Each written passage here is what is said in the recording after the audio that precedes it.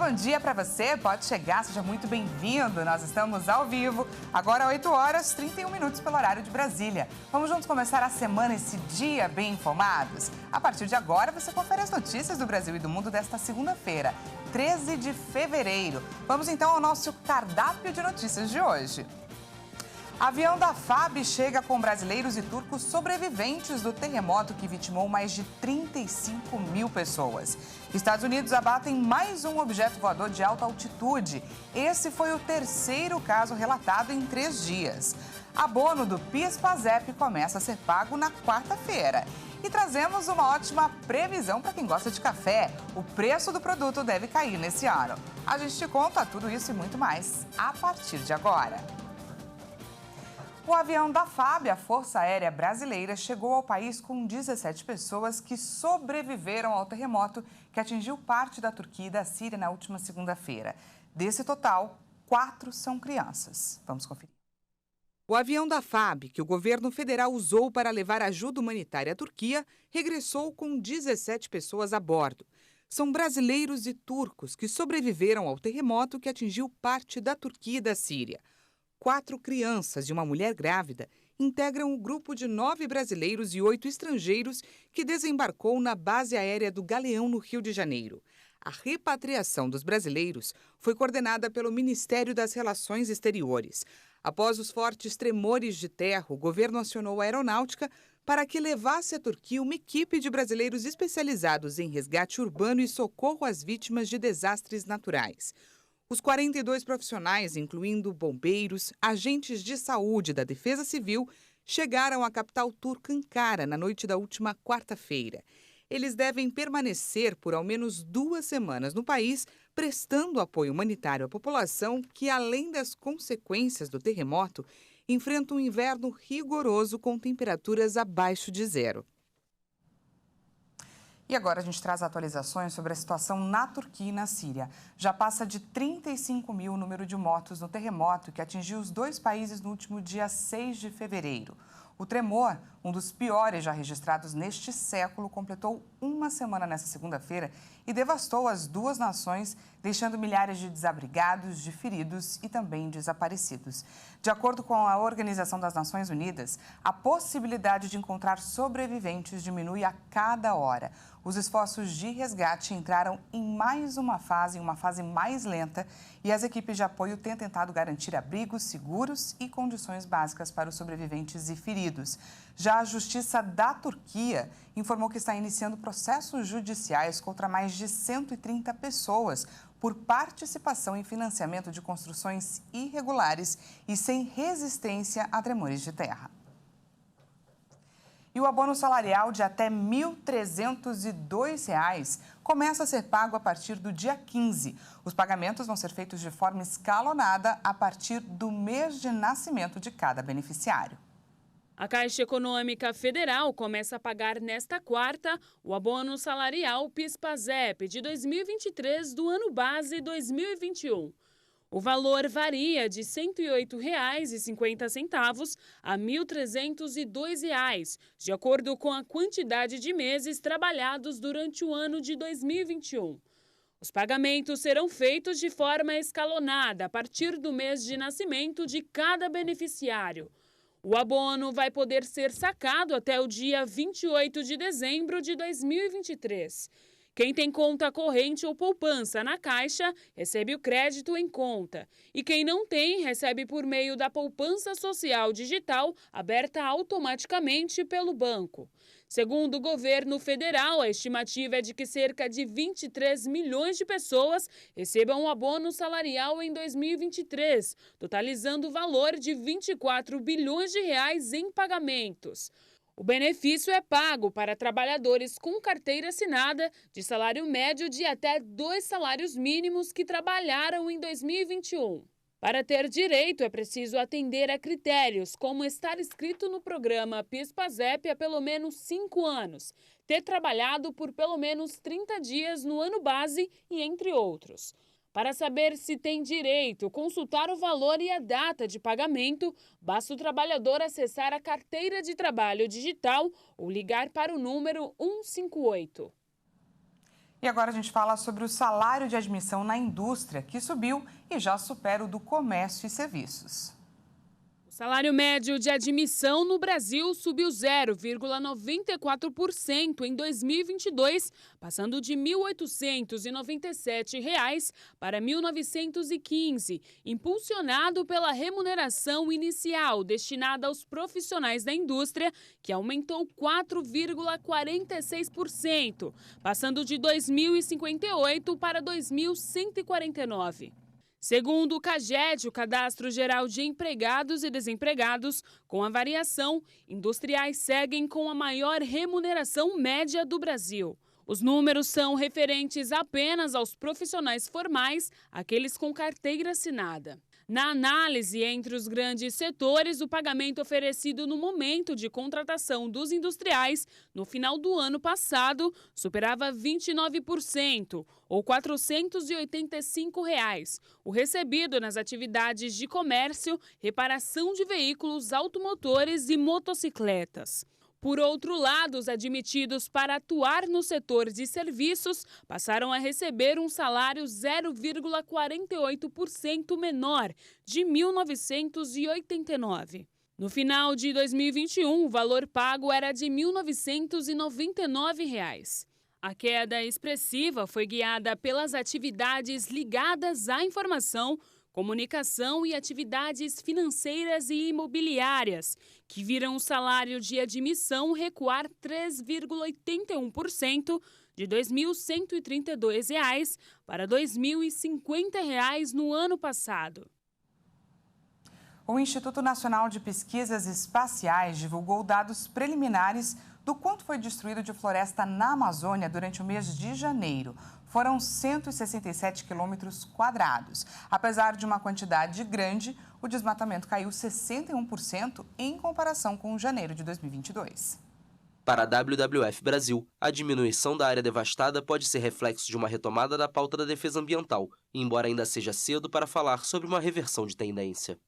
O presidente Lula prometeu retomar os programas de proteção ambiental, lutar para cumprir a meta de desmatamento ilegal zero até 2030 e garantir que o Brasil deixe de ser um par em questões climáticas. Marina Silva foi escolhida para o Ministério do Meio Ambiente e da Mudança do Clima, titular da pasta ambiental entre 2003 e 2008, quando o Brasil conseguiu reduzir significativamente o desmatamento.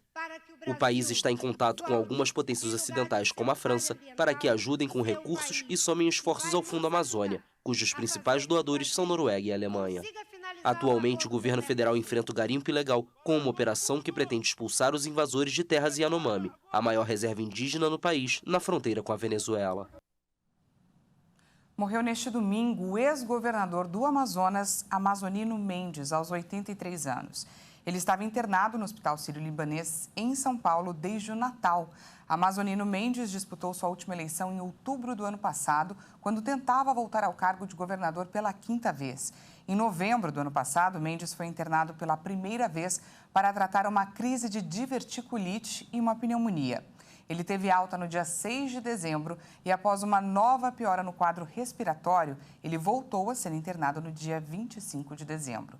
No hospital, ainda chegou a receber uma visita do presidente Luiz Inácio Lula da Silva. Lula lamentou a morte do ex-governador e prestou solidariedade à família do político. E veja a seguir, argentinos vivem a 8ª onda de calor com temperaturas na casa dos 40 graus. E trazemos também a previsão para quem gosta de café. E a previsão é ótima, o preço do produto deve cair neste ano. Nós voltamos já, não perca!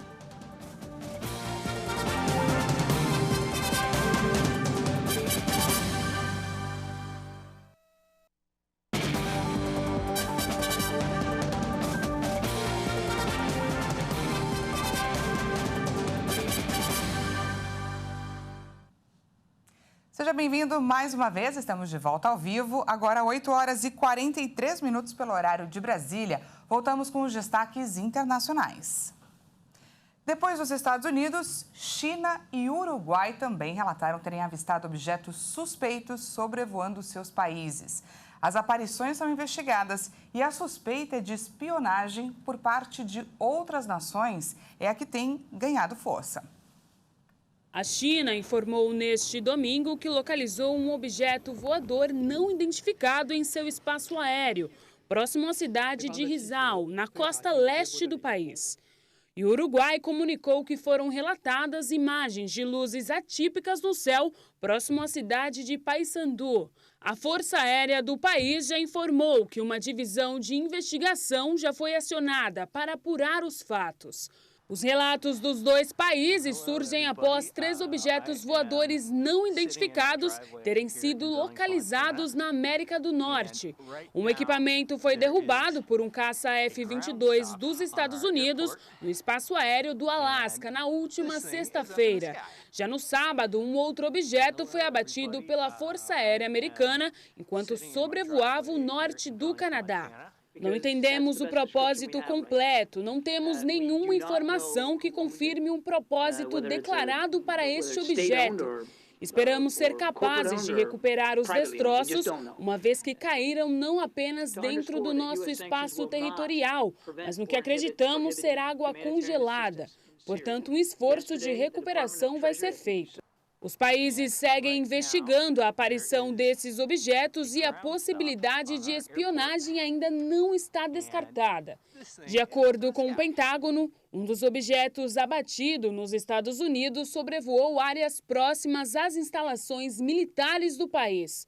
Na última semana, um balão chinês foi avistado no espaço aéreo americano e abatido pela Força Aérea do país sobre a justificativa de ser uma possível ameaça para a segurança e uma potencial ferramenta de espionagem. Já a China negou que o objeto estivesse em território americano de propósito e disse que se tratava de um equipamento com fins científicos.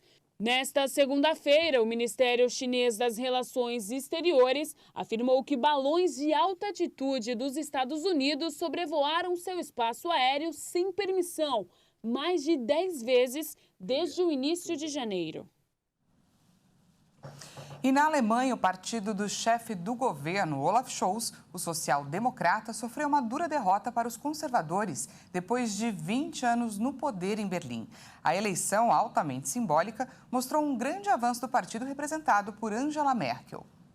O Partido Conservador CDU, representado pela ex-chanceler Angela Merkel durante décadas, obteve cerca de 28% nas eleições para o Parlamento Regional de Berlim.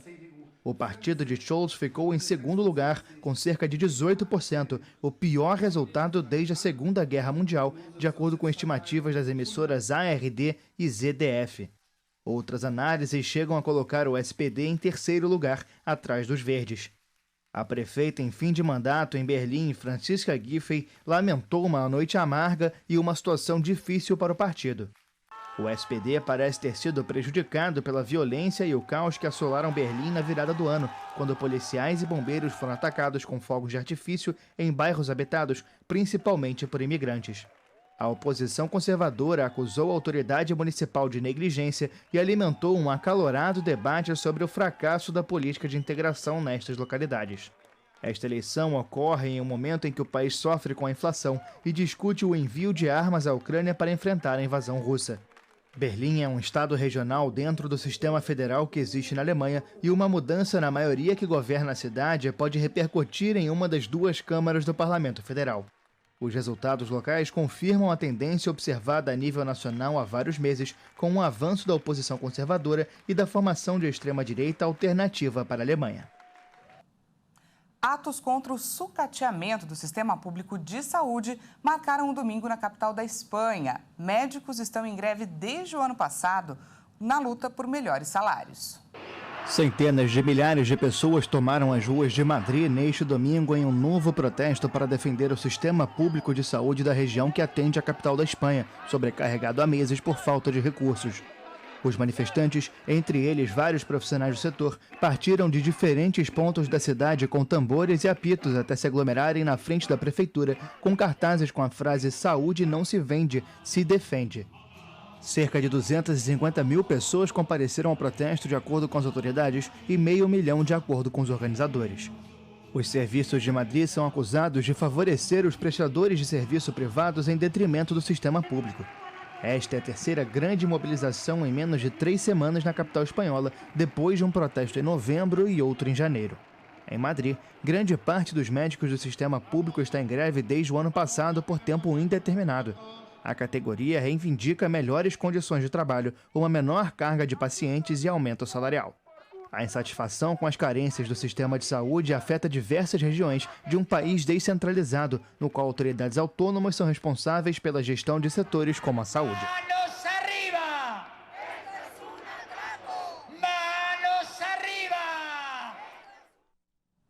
Os argentinos passam por um verão especialmente quente, com temperaturas beirando os 40 graus em diversas regiões. Inclusive, alertas foram emitidos em mais de 10 províncias. A Argentina sofre com uma onda de calor de verão sem precedentes nas últimas 6 décadas, que colocou 9 províncias do centro e do norte em alerta. O país registra há vários dias a 8ª onda de calor deste verão, com temperaturas de quase 40 graus Celsius. Na última década, não eram registrados mais do que 4 ou 5 episódios parecidos por temporada, de acordo com o Serviço Meteorológico Nacional. Considerados todos os trimestres de novembro a janeiro contabilizados pelo órgão oficial, o atual de 2022-2023 foi o mais quente desde 1961.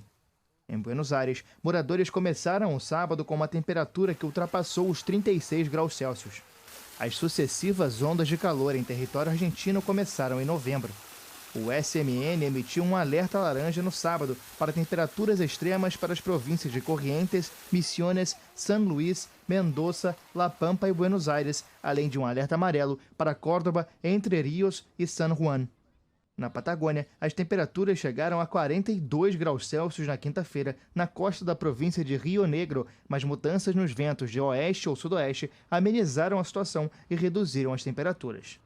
Durante 2022, o ciclo Laninha do fenômeno El Niño elevou os recordes históricos de temperaturas em toda a Argentina, onde a seca afetou o plantio e a colheita das lavouras, podendo custar perdas superiores a 10 bilhões de dólares.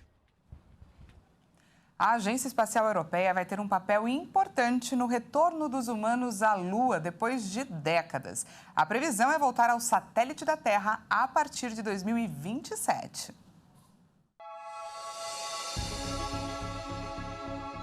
A missão Artemis pode levar astronautas europeus à Lua pela primeira vez. Os Estados Unidos confiaram à Agência Espacial Europeia e à Airbus a responsabilidade de um sistema fundamental para o êxito de uma futura missão tripulada. Em troca, os europeus têm 3 lugares garantidos nos voos da missão, provavelmente a partir de 2027. O papel dos europeus é crucial. Proporcionam metade das naves utilizadas, como módulos de serviço para as cápsulas Orion, compostos por cerca de 22 mil peças fornecidas por 10 países e montados na sede da Airbus em Bremen, na Alemanha. O modelo de serviço europeu é o elemento que impulsiona os astronautas à Lua e os traz são e salvos de volta. Também fornece energia, oxigênio e água, além de regular as temperaturas em ambas as naves espaciais. Foi construído e desenvolvido por mais de 3 mil engenheiros da Airbus e de outras 70 empresas de toda a Europa. A missão Artemis 3 deve assumir o comando no ano seguinte e permitir o pouso de 2 astronautas, a primeira mulher e o primeiro homem não branco, que vão acompanhar os 12 homens que já pisaram na Lua. Pequim prevê enviar humanos à Lua em 2030. E antes de encerrar, trazemos uma boa notícia para os fãs de café. O preço vai cair em 2023 e o brasileiro já pode se preparar para experimentar uma infinidade de novas combinações graças a uma profissão que ganhou destaque há pouquíssimo tempo, o barista. Vamos conferir juntos na reportagem da Bruna de Jaimo. Preto, pingado, quente, gelado. Para começar ou para terminar o dia. Para confraternizar, resolver pendências. Café é bom de qualquer jeito e em qualquer horário. O preço do café arábica deve ter uma queda esse ano de cerca de 12%. Mas o que explica essa queda? 2023, desde o segundo semestre do ano passado, na verdade, né, 2023 chega no cume disso, né, uma descompressão de custos. Então é clima melhor, né, clima que melhorou a partir de setembro, principalmente, do ano passado, com chuvas em volumes mais previsíveis, né, com poucos, menos seca, menos previsão de seca, índice pluviométrico na média, né? O industrial que vai pegar esse grão para moer, para fazer pó de café, recebeu a um custo menor, né? Vai gerar um custo menor no final, esse pó a um preço menor no final, né? O varejista vai comprar, vai adquirir esse pó das indústrias a um custo menor, então tudo isso vai se transmitindo ao longo da cadeia. E até mesmo quem não gostava da bebida está tomando um cafezinho de vez em quando. Isso porque uma profissão que surgiu em 1990 começou a ganhar destaque recentemente: o barista. As misturas, a forma que o café é preparado e até mesmo a torra podem influenciar para o sabor sair perfeito. O barismo em si, ele já traz uma percepção a mais a gente com relação a essa roda de sabores e aromas e tudo mais, né? Que você vai desenvolvendo o seu paladar para conseguir ter essas percepções do que o café ele pode te trazer de características, seja uma característica mais doce, um mais frutado de quê? Fruta vermelha, fruta amarela, é damasco, é morango. Então, acho que a gente vai fazendo esses estudos de percepção. A segunda bebida mais consumida do Brasil deixou de harmonizar somente com o pão na chapa ou com o pão de queijo. O barismo agora abre uma infinidade de combinações e faz com que o café harmonize muito bem com outros tipos de comida. A gente tem algumas possibilidades de bebidas que são extremamente refrescantes, né? O expresso com tônica é uma mistura assim sensacional, porque você consegue manter esse sabor intenso do café por conta do expresso, né?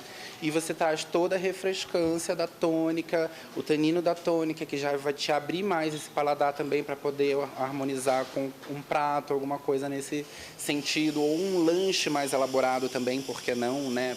Mas me diz uma coisa, tem receita para café perfeito? Existe café perfeito, será? Olha, se existe café perfeito eu também não sei responder.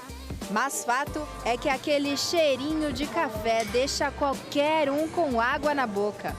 E depois dessa aula de café, eu também vou tomar o meu aqui que o Diego preparou, um café especial e diferente para mim.